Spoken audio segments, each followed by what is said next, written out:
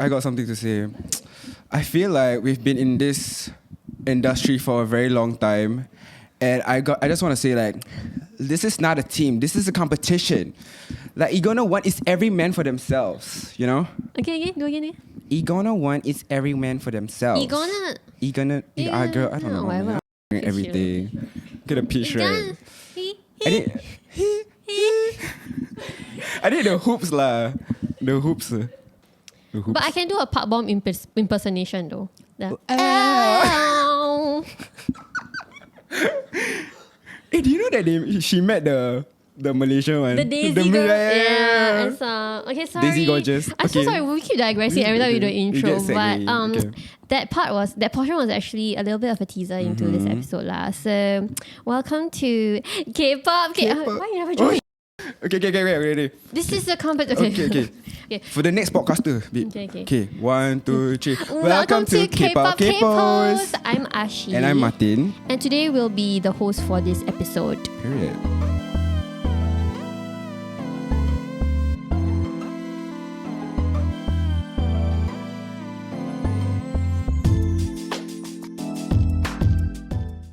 And we're here today with Bunker SG. Yeah. Thank you so much, Bunker SG, for providing us the roof space. Over our heads. Yeah, and the lighting and the cameras and everything. Yeah. Why you laugh? That was my attempt at doing the plug. Okay. But yeah, welcome to another episode. As we mentioned just now, this is about the cutthroat industry of K-pop lah. Yeah. So just now you were imitating Jessie, right? Who was on Unpretty Rap Star. Yep. And Unpretty Rap Star is quite like a candid show where they show like the process of songwriting and everything. Rapping. And we get to see like the behind the scenes of the production of music and how rappers craft their everything, right? Then you can kind of tell there's a lot of things that goes behind the scenes in K-pop that we don't see. Every day? Yeah, that we don't see. And I think everyone is very familiar with the K-pop training system and everything. And we all know that the K-pop industry itself is merciless. Merciless, very. It's like, hey, hello? We are recording. Quiet on set, guys. Quiet on set. You see, if you were in K-pop, right, and you did that during production, fired. Immediately. Illegal. Fired. Come on. Yeah. Where's the professionalism? Be more professional, guys. Okay, anyway, back to the K-pop industry and its very impossible standards. What do you think actually makes a good K-pop idol? I think you have some decorum, some etiquettes.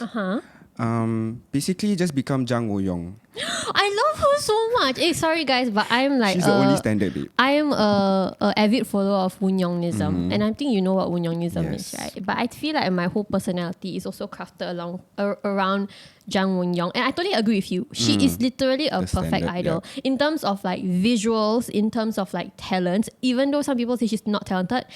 You and your mother. Sorry. Can you cut that out? Sorry. Cannot. If she idol Nike, Adidas. Sorry. Okay. But I feel like she is really the epitome of what it is to be a K-pop idol because she's very disciplined as a K-pop idol. Like even JYP, right, himself was like saying that Jang Woon-young is the definition of an idol. Her etiquette, how serious she is about the job, and just her look itself. So do you think that being an idol is all about the look? Or is it more of the skill? No. No means what? Sorry. It's not all about the skill and the looks. Being a K-pop idol, it comes with a lot of experiences and how you connect with your fans also. It's also with your people skills. Like, you can be talented on stage, you can have the right looks, you can have everything that goes right with you, right? But if you don't have the people skills for it, you're not going to be able to connect with anybody. And especially when you're talking about the entertainment industry, it's already a cutthroat environment. But then you put it in a conservative country, then it makes it more like a tenfold. Yeah. So what you're trying to say is that in terms of being an ideal K-pop idol, you need one of many things. First thing, you need to be the visual. So the Korean beauty standards, you need to meet it. That's very, very important in Korea because looks really do matter in Korea, as much as we hate to say it. Another thing is the skill set. You need to be good in either singing, dancing, rapping. And if you're not good in any of this, the least that you can do is be an entertainer.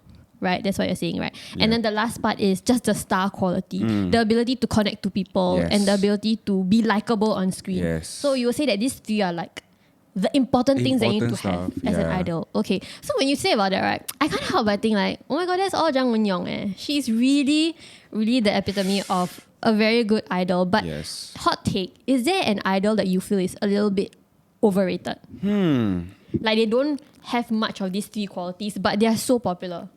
Those idols who are just overrated for doing the bare minimum, I think a lot of the male idols are being like put on a pedestal for just doing the bare minimum.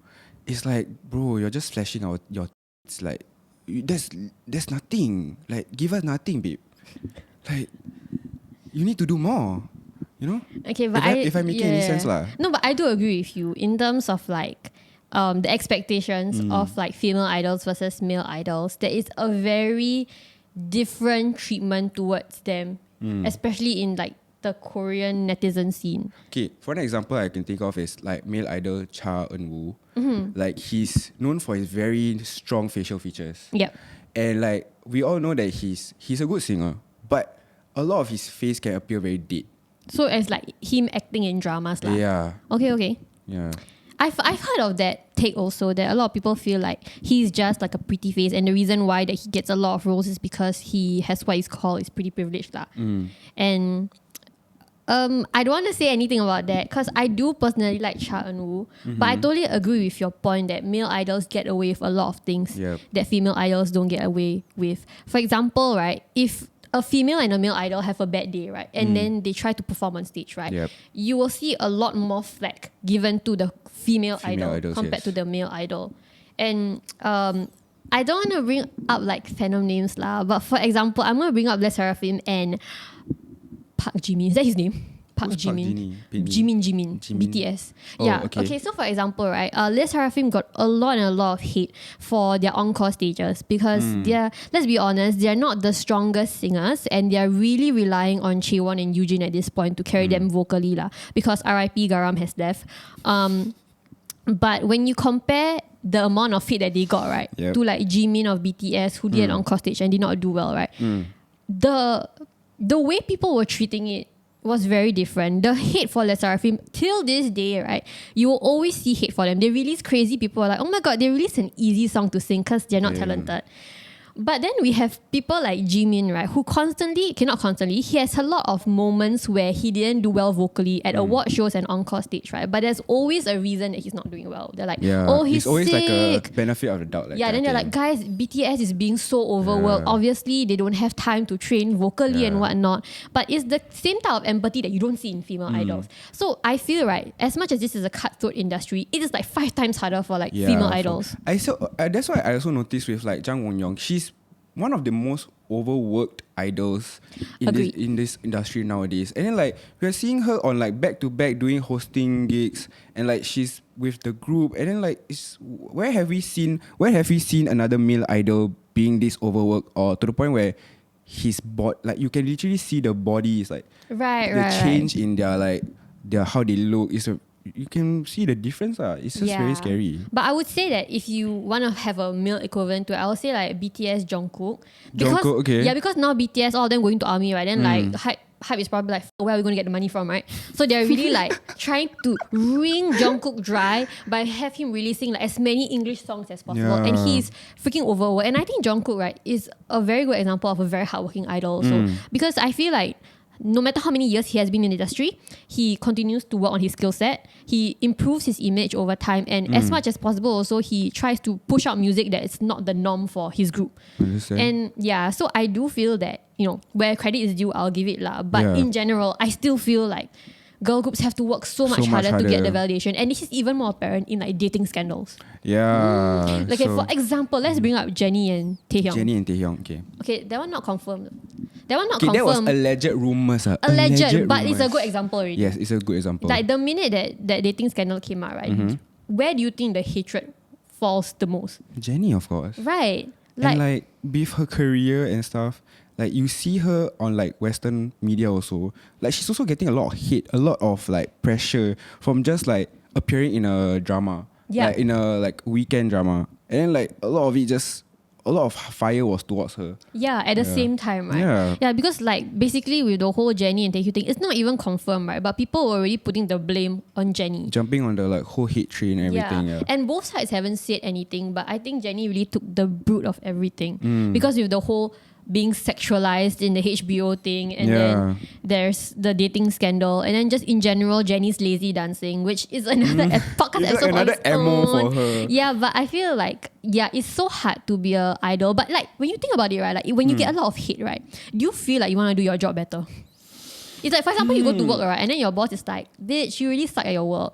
Girl. And then you're like, oh my god. I would just be like, I want to quit. Like, but then it does motivate me on some level to actually like be aware of I'm not doing really well. So there's something that's not working for me. Like I need to figure it out as soon as possible. But then like if I'm getting a lot of hate from all different directions, it's gonna overwhelm me. It's gonna be like, wait, what am I gonna do? You know? Yeah. So I feel like that's a lot for those female idols also. Yeah, but okay, other than like the gender roles itself, right, like female and male idols, I think also another thing that makes like K-pop so cutthroat is the fact that your age is a currency. Like the younger you are, the more marketable you are. The more marketable you are. That's a bit weird. Yeah, but I think you see the difference. In the second gen and third gen, right, they don't really debut as many minors. Like maybe they have like a group of like 5 people and one of them is like maybe 15. And then the oldest will still be like 22. There was a period where K-pop tried to debut like a lot of minors in one group. Right. And then it got to the point where like we are not okay with this because like there are too many minors. That's when like the companies are like, okay, we need to like backtrack a bit. Like we need to go back to adults rather than going to the minors. But I still think there's still a lot of groups debuting mostly minors in their group. Like New Jeans, when they debuted, I remember 3 of the members were underage and 2 of them were just 18 or they like 19. So they were still minors. Yeah. So like what you say, like, it's so true. Like people see the value of them. The younger you are, the more valuable you are. Especially for girls, right? Oh my god, I think this is especially creepy for girls because let me just like bring it back to pop culture, right? So you know Billie Eilish, right? When she just debuted, she used to wear a lot of like baggy clothes and stuff, and she has voiced out that she didn't like to be sexualized. So a lot of people paid a lot of attention to her music, but there's this one time where she was wearing a slightly more revealing costume, right? And people could see like her chesticle areas there. And then suddenly everybody was sexualizing her. Yeah, like people were just sexualizing her. And I remember she said that she was so uncomfortable with the fact that people were sexualizing her. And there were even tweets, right, of people saying, right, they can't wait for Billie Eilish to turn 18. That is so messed up. That is messed up. Because I think there was a similar effect with New Jeans when they had the whole safety shot issue. When like a lot of people were like making a lot of fuss. Why are they wearing safety shorts very long? And then like I remember there was some issue about it. But then I was like, but this is for their safety. And like especially when they have like a lot of fan cams that are very provocative, right? There is a reason why those safety shots are longer or like a part of their costumes. Yeah. And another thing about safety shots, another hot take, but like a lot of people also saying like, why are they wearing clothes that they can see the safety shots? That's the point of safety shots. It's to provide safety. It's in the name. I'm sorry, I'm bleeping myself. It's in the damn name. But I've been cursing from just now, though. I have to. Yeah, but yeah, back to the whole age thing, right? I think it's super weird when people are waiting for their idols to turn like legal, because like what makes it different, like a 17-year-old who turned 18 the next day, that's like 1 day difference, right? How much can a person develop that you immediately sexualize them? And that is a very weird practice, right, in K-pop, right, where female idols will do like this thing called the adult ceremony dance. I think that happened to G Idol Chuhua, right? No, that happened to a lot of idols. So last time, right, in second gen, right, what they did was that there's this singer who created this song called Adult Ceremony. And by the way, that singer also revealed that the singer didn't know that she was singing about sexualized lyrics.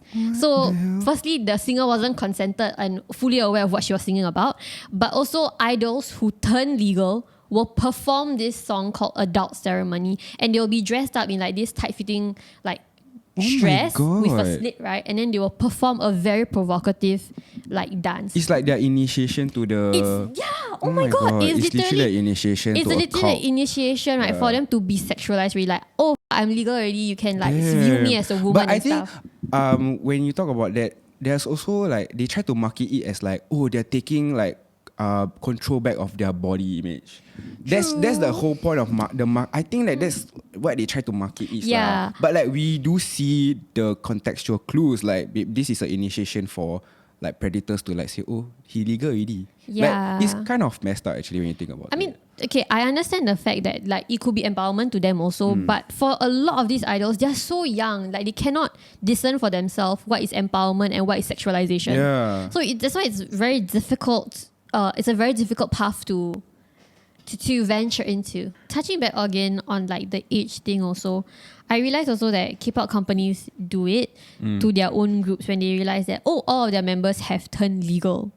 So one of the examples that our producer mentioned was when Sohyun from Sonyeoshide finally turned legal, right? They switched the concept to the Run Devil Run concept, which I actually don't think Run Devil Run is that sexualized, but I think it's a much darker concept. Like they went from like to like it's a way Run to Devil Run. explore the more like mature concept rather than stick to the cutesy. I think they were like just testing the waters, and also they cannot do so much with Sonyeoshide because they are like the nation's girl group, so they can't just like dive them into like a sexy concept without fearing that people won't be receptive to it. I remember like G Idol when they debuted with the blonde era. Nude. That was I would feel that was kind of Shuhua's way of initiating into the mature concepts. Yeah, because and then that's where you see her character development arc. Yeah. So that's where she became more headstrong, more confident in like being more just like say what she want to say, that kind of thing. Yeah. I think for like idols who find empowerment with sensuality and sexuality, that's great for them. But there are also a lot of idols who are exploited, especially for like waterbomb festivals.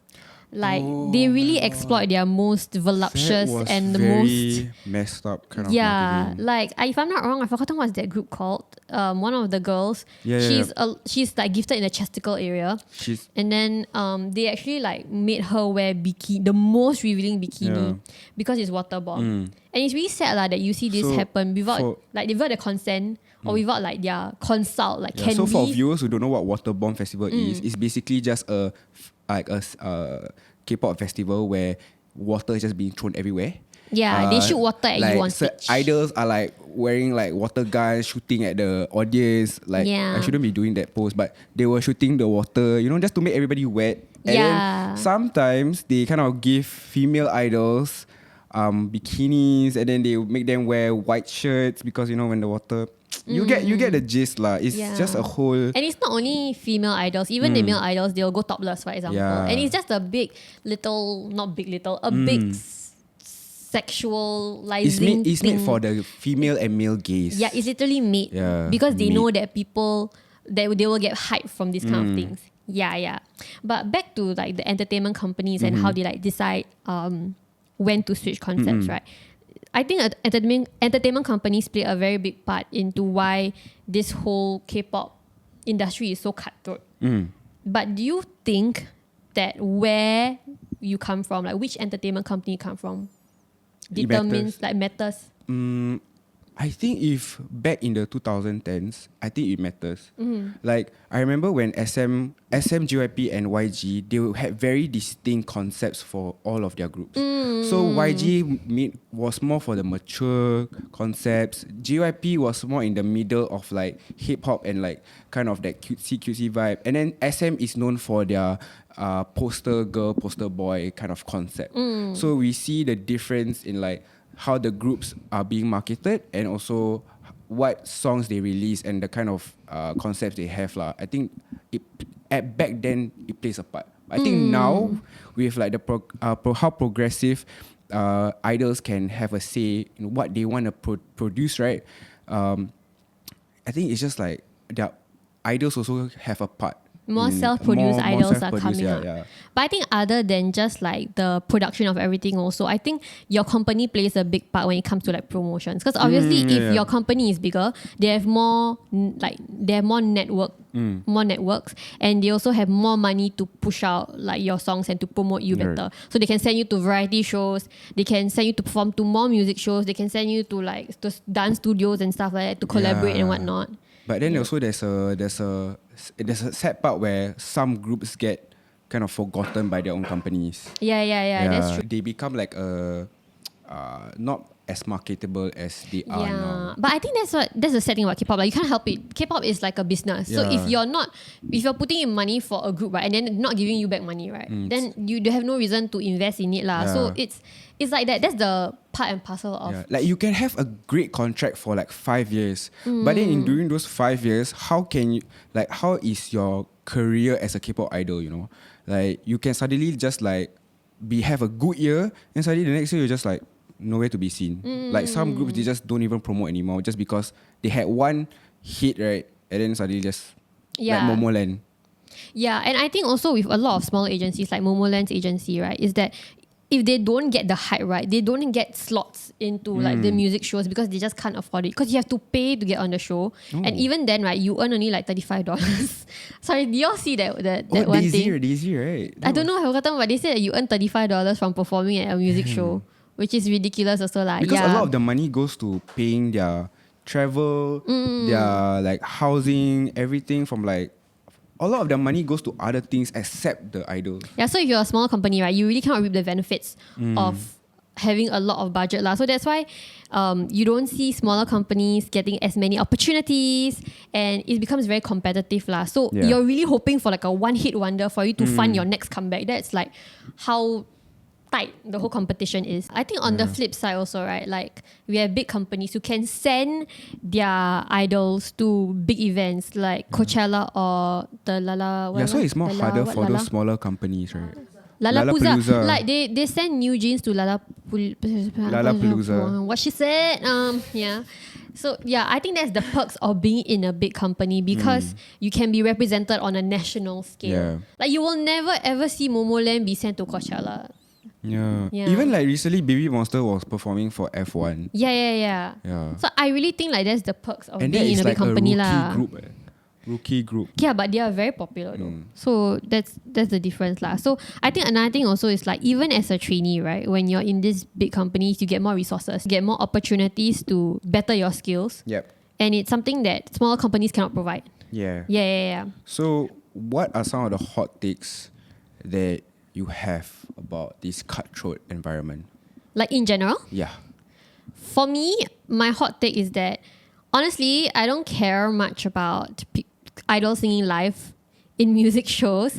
Like, I feel like, okay, a lot of people put a lot of value in like singing live, right? But the thing is, like, it's realistically not possible for you to do a hard-ass choreography and still sound perfect. And the thing is, right, if they do sing live and they sound horrible, they're going to get hated. Le Sserafim, for example. But if they don't sing, they're also going to get hated. So at this point, right, I feel like it's okay for you to not sing 100% live in music shows and then save those performances for other performances where you sing live, right? Okay. But I really don't understand the concept of being forced to sing live and then only to get cyberbullied online because you don't sound good. And the thing is that people have very unrealistic like views of lip syncing, right? Because of pre-recording. Like, people think pre-recording is live, but it's not. Like, your idols are not singing live most of the time. And so that creates a lot of tension when a group actually sings live and they don't sound like a pre-record. They're like, oh, this group is like really shitty and stuff, like Kiss of Life, right? People were hitting on them for sounding like how they sound like when they're live, out of breath, but still okay. So I feel like, you know what? The haters, just don't sing live and save your face and save your voice, save your health. Just be more strategic and be more strategic. Be SM. SM will only allow their artists to sing at their concerts, lah. Then in like music shows, they're like, okay. So what's your hot take? My hot take is, not every idol needs to have a solo debut. I just think that some idols, they are suited for a group, and some idols just don't need to have a solo debut. And we all know the idols, okay? We don't need to talk about them, but we know. Yeah. Okay, to wrap up this episode with a pretty little bow, do you feel like a typical Singaporean, right, can actually survive the K-pop industry? Okay, speaking from my experience. Okay, you say first. No lah, I got no experience at idol lah. I thought you auditioned for SM that time. Oh my god, breaking news. He didn't. I was just trying to stir. She's like, I was. No lah, just kidding. No, he didn't. But let me have my moment. Okay. You know, it's like, I auditioned when I was in like secondary school. Like, I was like a 200 pounds, like 200 kg boy. No, just kidding. No lah. I never auditioned. But if for example, the average Singaporean, I don't think they would. I just think that no, they can't. It's like, bro, we complain about so many things. That's true. And then like, can you imagine we have to go to all these like survival show competitions, then got like different challenges. Bro, halfway they gonna complain like, walao, what a, all these, oh my god. I think you're thinking of Xiao Mimi's joining the competition. Oh, shit. What the f***, Okay lah, let's extend it to the other diversities. Kalau Melayu like, apa sia? Like, what the hell is this, man? Like, bila masa saya aku nak buat, you know, like why would I do this kind of thing like? And also because like, it's just not realistic lah. I think we tried doing it, Singapore Idol, and like Taufik Batisa was like the only one. Awak kat mana? Actually can Okay, cause right, I think right, the education system in Singapore is quite similar to Korean education system, right? We are built to compete. We are built to do well, even though we hate what we're doing. Do you ever like studying? No, but you still have to do it, right? Because you need to go to school and stuff, right? I feel like Singaporeans have that mindset, right? It's like, I need to succeed, so I will suffer. That was me doing NS. Like, I didn't like it, but I had to serve. Yeah. Yeah, but I really feel like Singaporeans can. But the one thing that will stop us from actually succeeding is our parents. Because like, for example, right, in Korea, right, if you're struggling, right, the parent will be like, you hold on to that. But in Singapore, right, if you like complain, my teacher raised the voice at me 1 decibel, right, the mom will be like, I need to meet with your teacher right now. The parents are the like, why you shout at my kid? Yeah. You know? What are you doing? Why you abuse my child? But like, auntie, your son sucks. Yeah. He can't sing. Like, obviously we have to say something. I said, but why you have to do all this? No, but I just imagine like, you know, some pracs will like go exit beyond 10 p.m, right? Then the mom will be like calling the teacher like, hey, hello, don't have to go back home. I'm waiting right outside for that. I'm waiting for them to pick them up. How come they haven't come out on? Yeah, so I feel like Singaporeans have the mindset that could let them survive in the cutthroat industry like K-pop industry. But it's just our culture. Oh, but I think also right, the face cut lah.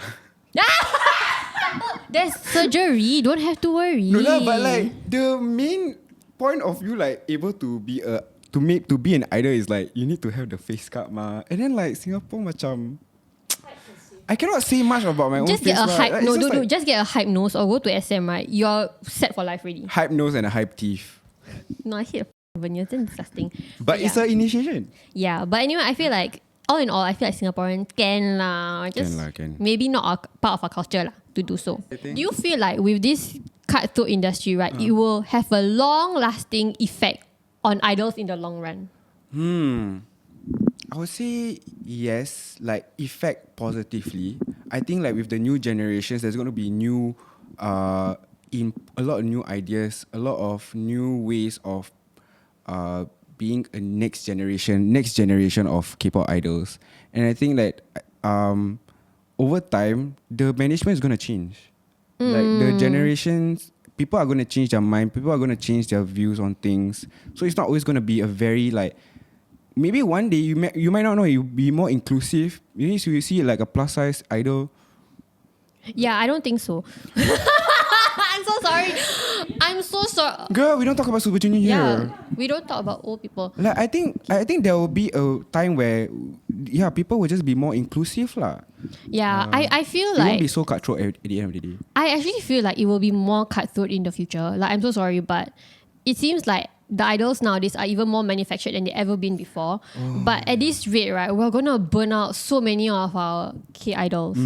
And I think once that happens, especially with the whole 4B movement coming up and people are like developing their frontal cortex, right, and their frontal lobes, right, then something might happen lah. But I think right now it's just gonna get worse and worse for the K-pop industry because so much mistreatment is happening. But yeah, I think that actually wraps up our episode. Yeah. Okay, so we discussed about like how cutthroat the K-pop industry can be, right? And I feel like there's a lot more changes that can be made in the future. And we'll probably discuss this in even more episodes of our podcast, which is the reason why you need to follow us on Spotify. Yeah, follow us on Apple Spotify. Music. Follow us on every platform also. And also, thank you so much to Bunker SG for providing this maxi set. Looks maxi. Thank you so much. Yeah, and that's all for this episode. Thank you, bye. Bye.